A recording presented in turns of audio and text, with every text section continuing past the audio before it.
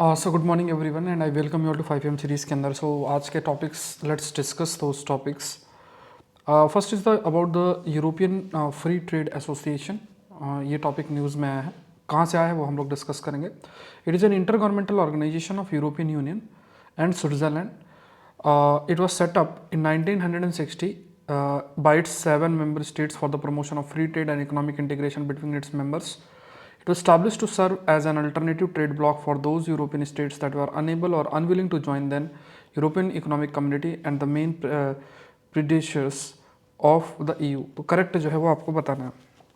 तो पहली चीज़ तो ये ध्यान में रखना है कि it is an inter governmental organisation of Iceland. इसमें जो इंटर गवर्नमेंट का मतलब अलग अलग देश इसका हिस्सा है. तो आइसलैंड है, उसके बाद एक देश है लिचेस्टीन करके है. You have one country that we call it as Liechtenstein शब्द हम यूज़ कर रहे हैं. Then we have another country that we call it as Norway and then we have another country that is we call it as Switzerland. तो Liechtenstein, Norway and Switzerland. So ये क्या, it's an inter governmental organisation. तो ये पहला statement गलत है, बाकी दोनों स्टेटमेंट सही हैं. 1960 में ये सेटअप हुई थी. 7 member for the promotion of free trade, है ना, व्यापार आसानी से हो सके, आर्थिक लेवल पे इंटीग्रेशन जो है इन देशों के बीच में आपका हो सके. एंड जो यूरोपियन स्टेट्स हैं उनके मतलब उनके जो उन्होंने ट्रेड ब्लॉक किया था उसके अल्टरनेटिव के रूप में इसको जो है उसको डेवलप किया जा सके. So like there were countries which were not, they were not willing to be part of European Economic Community. So उस कंटेक्स्ट में इसे एक अल्टरनेटिव ब्लॉक के रूप में जो है वो डेवलप करने के लिए डेवलप किया गया. तो यहाँ पे 2 और तीसरा स्टेटमेंट्स आपका सही. विच ऑफ द फॉलोइंग ये याद रखना है. तो यहाँ पे अगर आप देखोगे तो बिजनेस टाइम्स की न्यूज़ है. ये आपका EFTA जो है बेसिकली बिजनेस टाइम्स की न्यूज़ है जिसे हम डिस्कस कर रहे हैं. नेक्स्ट देखते हैं व्योम मित्र के ऊपर है. व्योम मित्र क्या है? Female looking space faring humanoid robot है.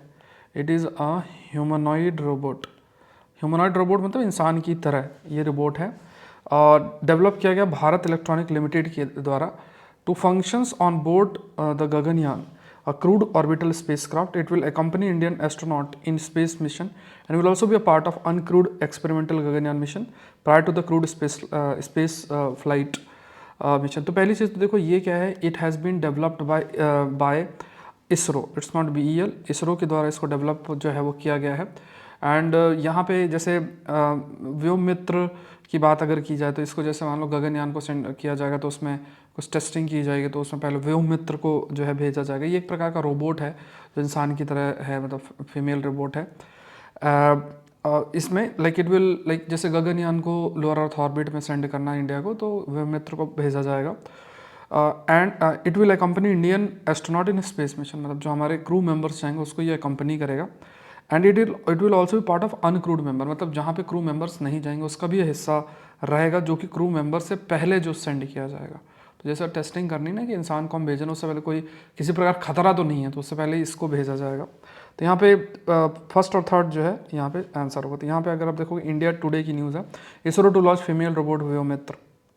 नेक्स्ट देखते हैं मोनिज्म एंड ड्यूलिज्म. ये मैंने आपको बहुत बढ़िया तरीके से एक्सप्लेन किया था द हिंदू के सेशन में, तो आई वांट कि आप इसका आंसर करें. इसका आंसर मैं आपको नहीं बताऊंगा. Monist accept the internal and international legal system form a unity. Dualist emphasise the difference between the national and international law and require the transposition of the latter into the former. In its most pure form, monism dictates the national law that contradict the international law is null and void, even if the post-stated international law and if it is a constitutional in nature. Correct जो है बताना कितने statement इसमें सही हैं. बहुत ध्यान से समझना है, पढ़ना है और आंसर करना है. हिंदू के सेशन में 2-3 दिन पहले मैंने इस पर डिस्कशन भी बहुत डिटेल में किया था. आई होप आप लोग संडे का सेशन गो थ्रू हो गए होंगे. संडे का सेशन थोड़ा सा टाइम फ्लेक्सिबल रहता है हिंदू का. तो कल हम लोगों ने डिस्कस किया था 12:30-1 बजे वो सेशन आपका आ गया था. हिंदू का सेशन भी आपको 8:30-9 बजे मिल जाएगा आज आपको. तो मोनिज्म और ड्यूअलिज्म के बीच का दोनों में अंतर ये दिया हुआ है. तो आंसर आपको बताना है, what will be the answer. ठीक है, आंसर जो है क्या होगा इसमें ये आपको बताना है. इसमें बहुत डिटेल्ड एक्सप्लेनेशन मैंने किया था. ठीक है, तो यहाँ पे आर्टिकल 370 और कॉन्स्टिट्यूशनल मोनिज्म पे ये आर्टिकल आया था जैसे हमने डिस्कस किया था. चलो नेक्स्ट देखते हैं. 8th schedule of the constitution contains the union state and concurrent list. देखो बहुत ही बेसिक सी बात है ये. 8th तो कैसे होगा, 7th शेड्यूल है. कई बार जल्दीबाजी में गलती कर देते हैं. Prescribe subjects that central states are empowered to legislate upon. मतलब इसमें क्या है कि सेवेंथ शेड्यूल है जो संविधान का, उसके तहत यूनियन, स्टेट, कॉन्करेंट लिस्ट की जब हम बात करते हैं तो उसमें सब्जेक्ट मेंशन है जिसमें स्टेट, यूनियन और दोनों ही लॉ बना सकते हैं। जो लिस्ट है उनमें जो सब्जेक्ट्स मेंशन है, for those in the concurrent list, अगर कॉन्करेंट लिस्ट की बात करें, सेंटर और स्टेट लेजिस्लेट कर सकते हैं।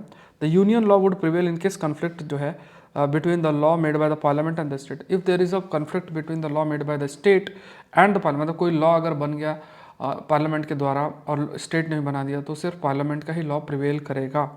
Right after article 370 the constitution create special provision for at least 9 states from article 37A से लेके आई तक एक स्पेशल जो आर्टिकल है दे हैव क्रिएटेड।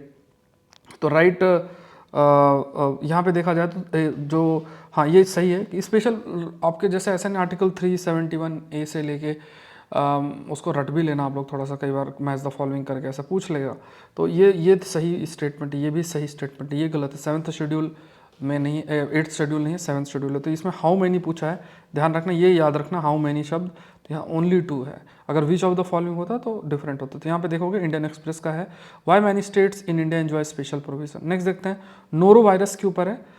अगेन आप लोग, आई होप आप लोगों ने कल का जो टेस्ट संडे को दिया होगा उसमें आलस नहीं करना है। जो लोग आप लोग कर रहे हैं तो संडे का टेस्ट जरूर से देना। 9th टेस्ट होगा, रिजल्ट पब्लिश कर दूंगा और देना ही देना है। उसमें देखो जो उस advance current affairs test series का हिस्सा बनेंगे तो उसमें टोटल 50 टेस्ट हैं। उसके अलावा ये पूरी PDF और ये सब कुछ भी आपको उसमें अवेलेबल रहेगी, टेस्ट की PDF भी मिलेगी।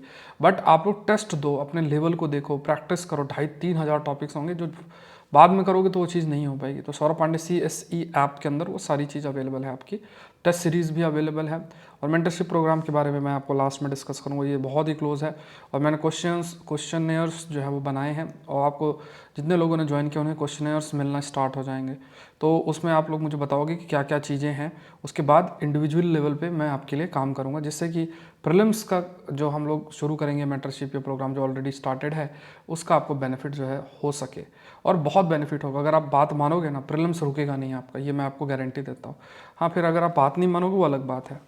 तो यहाँ पे देखते हैं, consider the following statement about noro virus के ऊपर है। Some time refer to as winter vomiting disease.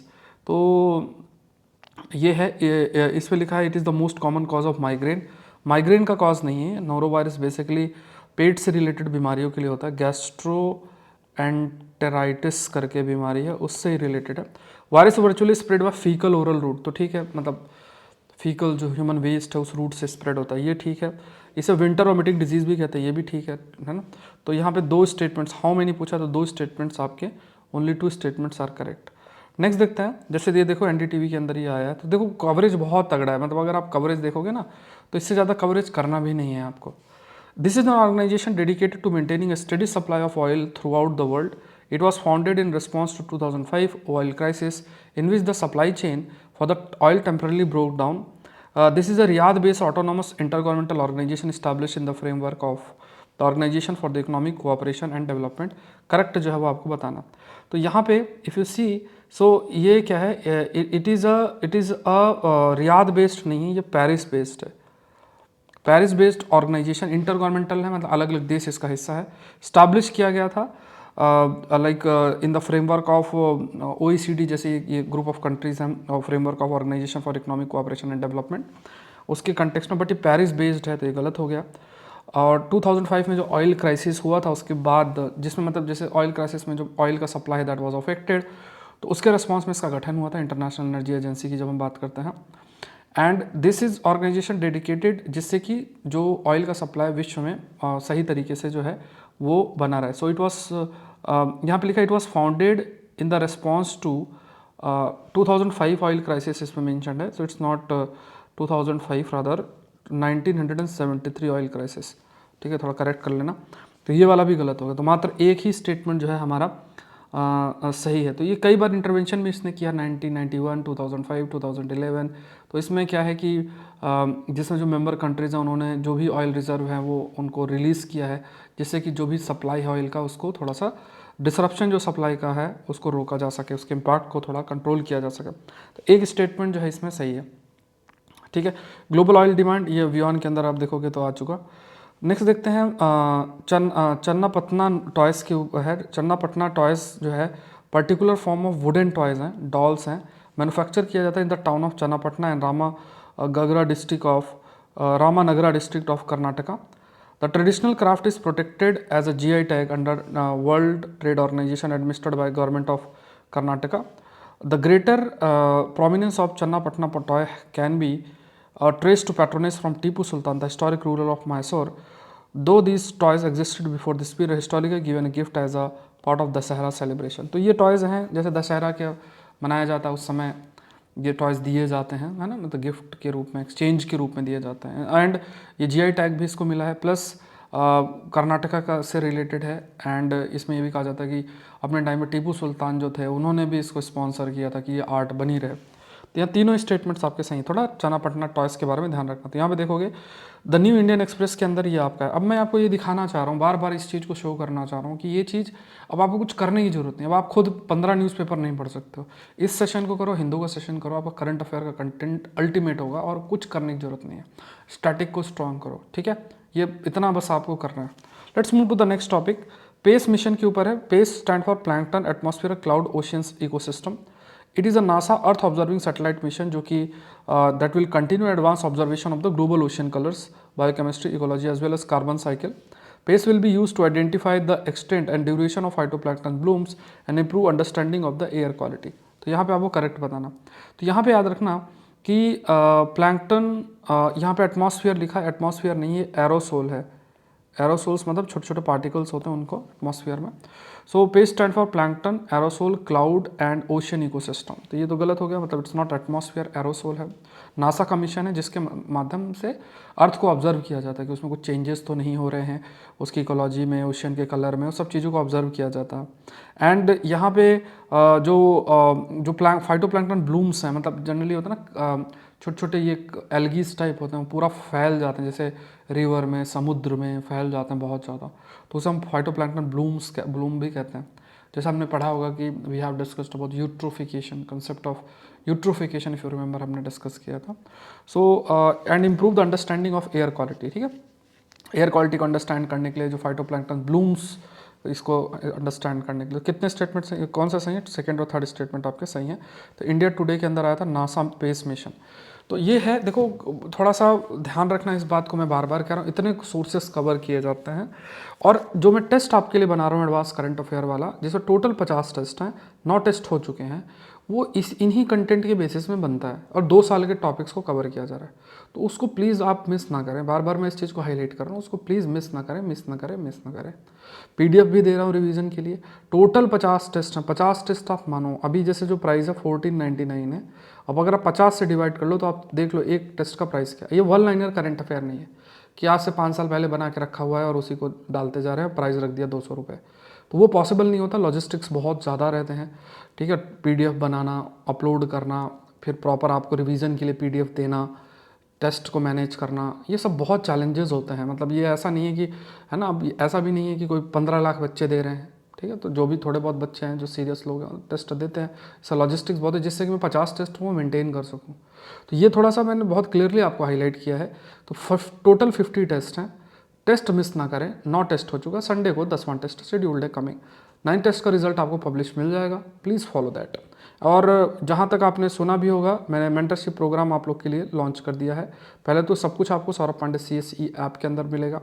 Prelims mentorship programme में जिन्होंने भी ज्वाइन किया है, काफ़ी लोगों ने ज्वाइन किया है, आपको एक मेल आएगा, मेल में आपसे मैं सोर्सेज सारी चीज़ें पूछूंगा, आप मुझे उसका रिवर्ट बैक करना है, ठीक है, आपका काम ये है। और इसमें पर्सनल लेवल पे हम लोग, मैंने पूरा का पूरा प्लान तैयार है जिसके बेसिस पर हम पढ़ाई करेंगे। इवन एक और भी प्रपोजल है जिसमें हम लोग सारे के सारे पढ़ाई भी साथ में करेंगे। टेक्नोलॉजी के माध्यम से आज के समय में ये पॉसिबल है। तो एक आपको टाइम स्लॉट मिलेगा, उस टाइम स्लॉट में जुड़ना है और टारगेट मिलेगा कि बोले इस टाइम स्लॉट में आपको पढ़ना है। फिर जो भी, मतलब जैसे मान लो दिन का है तो दिन का आपको ये टाइम स्लॉट है, उस टाइम स्लॉट में सब्जेक्ट बता दिया जाएगा, उसको पढ़ते रहना। लाइव चलेगा, मैं आपको ऑब्जर्व करूँगा और बढ़िया तरीके से जो लोग भी जुड़े रहेंगे तो उनका एक मोमेंटम बना रहेगा, ब्रेक नहीं होगा, अपने विचारों से ग्रसित नहीं होंगे और मतलब ये ना हो कि इधर उधर डाइवर्ट हो जाए। तो ये मेंटरशिप प्रोग्राम बहुत क्लोज है। जो लोग भी इसको ज्वाइन करेंगे मतलब आपका प्रीलिम्स अगर आप कुछ गलती नहीं करोगे ना तो 100% निकलेगा, ये मेरी पूरे तरीके से आपको कहना है। हाँ, प्रोवाइडेड जो चीज़ बोली जाए उसको फॉलो किया जाए, प्लस थोड़ा मेहनत ज़रूर से किया जाए। बिना मेहनत के देखो कुछ नहीं होता, इतने बड़े एग्ज़ाम की तैयारी है और डायरेक्शन मैं आपको प्रोवाइड करूँगा, वो मेरी जिम्मेदारी। क्या पढ़ना है और क्योंकि क्या पढ़ना है वो तो ज़रूरी है, क्या नहीं पढ़ना वो भी ज़रूरी जानना है। तो now I am your mentor, ठीक है। अब आप देख लो कि आपको बनाना है कि नहीं बनाना है। तो इस प्रोग्राम को ज्वाइन करना है, मैंने कहा 6 महीने का प्रोग्राम है, ठीक है। 6 महीने के हिसाब से अगर आप देखोगे तो टोटल जो प्राइस भी इसका रखा है ना, तो महीने का 300-400 रुपये आएगा। अब इतना अगर आप सोचोगे ना, अब इसका अगर प्राइस में 200 रुपीज़ रख देता तो ना पॉसिबल हो पाता मैनेज कर पाना, क्योंकि उसमें बहुत चीज़ें लगेंगी भी। आपको प्रैक्टिस कुछ प्रोवाइड करना है, कुछ पीडीएफ शेयर करने हैं, बहुत सारी चीज़ें होती हैं, तो वो सारे लॉजिस्टिक्स लगे रहते हैं। तो ये थोड़ा सा ध्यान रखें। और आप लोग भी इतने सारी बड़ी बड़ी जगहों पे जा जाके बहुत सारी चीज़ों में आप इन्वॉल्व रहते हैं, एक बार ये सब चीज़ें आपको करना ही पड़ेगा, फोकस्ड वे में करना पड़ेगा। और मेरा भी है कि मुझे आउटपुट देना है, रिजल्ट देना है। तभी सुबह 4-4:30 बजे तभी उठ के मैं आपके लिए रेगुलर सेशन रिकॉर्ड कर रहा हूँ सुबह 5 बजे का। और उसके बाद हिंदू सेशन भी कोई ब्रेक नहीं होता, इवन संडे को भी ब्रेक नहीं होता। तो पूरा, क्योंकि अब लाइफ में कुछ ज़्यादा एम बचा नहीं है, यही है कि थोड़ा ज़्यादा से ज़्यादा लोग सेलेक्ट हों। सिलेक्शन बहुत मैटर करता है, आउटपुट हो, रिजल्ट आए, यही सारी चीज़ें। तो ये मेंटरशिप प्रोग्राम आप लोग देखें, ज्वाइन करें। अब इसमें आप लोग बहुत ज़्यादा डिले करने की ज़रूरत नहीं है कि अब आपका मन जनवरी एंड में कर रहा है तो देखो फिर उसमें मुझे मुश्किल हो पाएगा आपको इन्वॉल्व कर पाना, क्योंकि जो शुरुआत डेट है 10 जनवरी से, उससे पहले आई वांट कि आप लोग का पूरा, सब लोग का अपना इंडिविजुअल प्रिस्क्रिप्शन हो जाए, कि हमारा एकदम से मैं आपको टारगेट दूँ और आप जो है जो चीज़ें हैं उस शुरू पढ़ना स्टार्ट हो जाए, ठीक है। तो उसमें आपको एक लिंक मिलेगा, उस लिंक में ज्वाइन करके आपको पढ़ना पड़ेगा। मैं आपको देख सकता हूँ, आपको अपना वीडियो ऑन करके रखना पड़ेगा, एक पूरे दिन का जो है पूरा एक प्लान तैयार रहेगा, सारी चीज़ें। हम पूरा प्लान यहाँ नहीं बताऊँगा, नहीं लोग दूसरा सुन के अपना चालू कर देंगे। तो और ये सारी चीज़ें बहुत टेक्नोलॉजिकल, मेरे मन में बहुत इनोवेशंस हैं, वो मैं आपके लिए करूँगा, ठीक है। तो जो भी डेडिकेटेड हैं ज़रूर से ज्वाइन करें, चैनल को सब्सक्राइब करें, सेशन को ज़रूर से लाइक करें, और हिंदू को छोड़ें मत, भले आपका प्रीलिम्स का प्रेशर जितना भी हो, हिंदू सेशन ज़रूर से देखें, बाद में नहीं कवर हो पाएगा। Thank you.